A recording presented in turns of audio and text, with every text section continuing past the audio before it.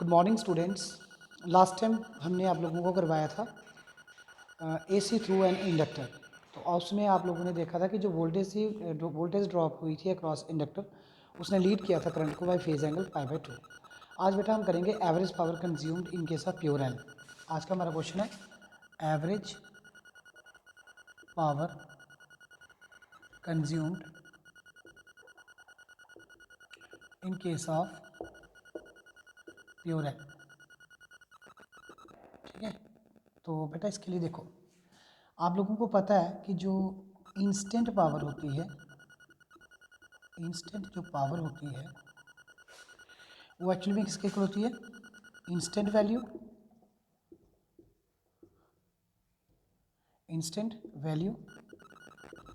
Into instant current. Instant value है E naught sine omega T plus π/2। ठीक है, और इंस्टेंट करंट था I naught sine omega T. तो बेटा ये तो था E naught cos omega T, आपको याद होगा।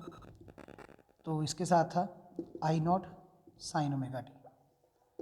तो इसे लिख सकते हो आप E naught I naught sine omega T और कॉस ओमेगा टी।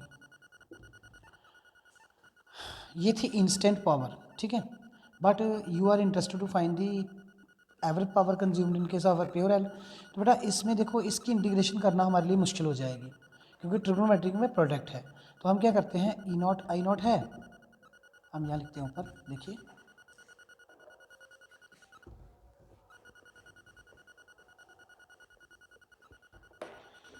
तो ये आप लोगों को मिलेगा ई नॉट आई नॉट, 2 से डिवाइड 2 से मल्टीप्लाई करिए sign omega T cos omega T.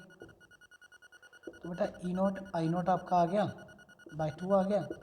ये जो था 2 साइन थीटा कॉस थीटा का बेटा फॉर्मूला होता है sine of 2 theta 2 omega t. ठीक है, तो ये आप लोगों को मिल गया instant power. So therefore average power कितनी होगी? एवरेज पावर जो होगी वो आप लोगों को पता है पी ए बी के साथ डिनोट होती है, वो आएगा ई नॉट आई नॉट बाई 2 0 से टी साइन 2 ओमेगा टी और डी टी। तो नीचे 0 से लेके टी आ जाएगा,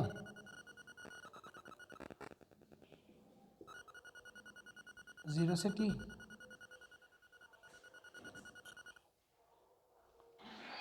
तो यहाँ पे आ जाएगा डी टी। तो यहाँ पे बेटा क्या आ गया, आपको पता है डिफरेंशिएशन इंटीग्रेशन तो कैंसिल हो जाती है। ये मिल जाएगा E naught I naught by 2 0 से T sine 2 omega T D T. नीचे आ जाएगा T minus upper limit minus lower T, तो आ जाएगा E naught I naught by 2 T, T से हो गया बेटा साइन ओमेगा टी का इंटीग्रेशन होता है माइनस कॉस 2 ओमेगा टी। हाँ, वो 2 ओमेगा टी का डेरिवेटिव नीचे आ गया 2 ओमेगा, 0 से लेके आ गया टी।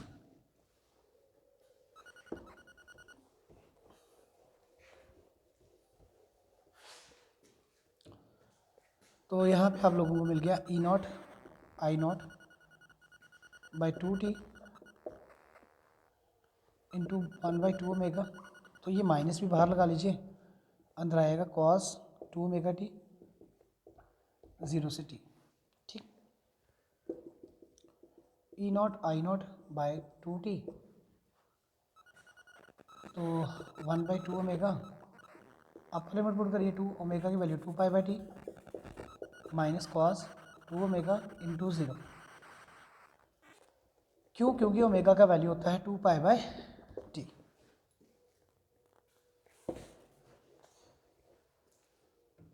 तो बच्चे यहाँ से आप लोगों को मिल गया minus E naught I not minus E naught I not 2t 1/2 omega, हाँ जी, कॉस 4 माइनस कॉस 0।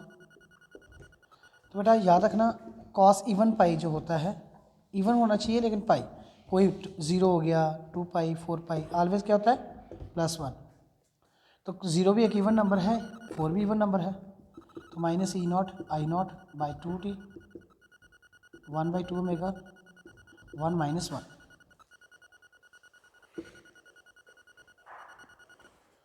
तो बच्चे यहाँ पे आप लोगों को क्या मिल गया, minus E naught I naught by 2t 1/2 omega 1 1 cancel, into आ गया 0। तो anything multiplied by 0 is equal to 0। तो बेटा देखो, जो एवरेज पावर थी